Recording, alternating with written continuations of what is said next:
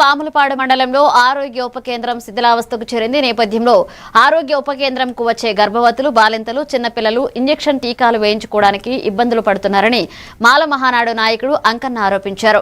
వైద్యాధికారి నాగలక్ష్మి మాట్లాడుతూ MP Sabari, MLA Jayasurya చొరవ తీసుకుని నూతన భవనం ఏర్పాటుకు ప్రతిపాదించినట్లుగా చెప్పారు. హెల్త్ ఎడ్యుకేటర్ మల్లికార్జున, ఏఎన్ఎంలు మాధవి, అనురాధ తదితర సిబ్బంది విధులు నిర్వహిస్తున్నారు.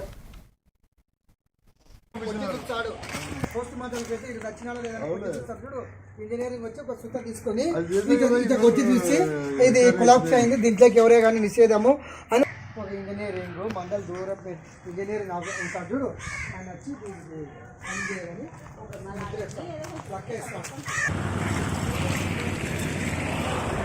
పాములపాడు మండలంలో ఉన్న మండల పరిధిలో ఉన్న విహెచ్సి అంటే విలేజ్ హెల్త్ సెంటర్ ఒకటి చాలా రోజుల నుంచి ఉన్నది, ఇది శిథిలావస్థలో ఉన్నది. ఈ విషయం ఆ పై అధికారులకి, ప్రజాప్రతినిధులకి అందరికీ వాళ్ళ దృష్టికి తీసుకుపోవడం జరిగింది.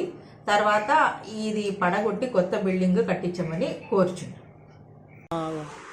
మనం ఊహించని పరిస్థితిలో ఉన్నట్టుంది కాబట్టి ఇక్కడున్న అధికారులు పట్టించుకొని మెడికల్ ఆఫీసర్, మండల కేంద్రంలో ఉన్న మెడికల్ ఆఫీసర్ కూడా మండల రూరల్ డెవలప్ ఆఫీసర్కి వివరణ ఇచ్చు ఈ కేంద్రం పనికి వస్తుంది లేదా. కలెక్టర్ కూడా ఇచ్చాము, ఎక్కడ వేసిన కొంగడ అక్కడనే ఉంది. కానీ ఎన్నో మాటలు దీనికి కంప్లైంట్ ఇచ్చినా కానీ ఎవరు అధికారులు కనీసం దాన్ని చీము కట్టినట్టు కూడా లేదు. ఖచ్చితంగా దయచేసి కూటమి ప్రభుత్వం ఈ సబ్ సెంటర్ వండులో, పాములపాడు వండులో ఖచ్చితంగా అనేది మేము కోరుతున్నాం. ఇంజనీరింగ్ చెప్పాలి, మన ఇంజనీరింగ్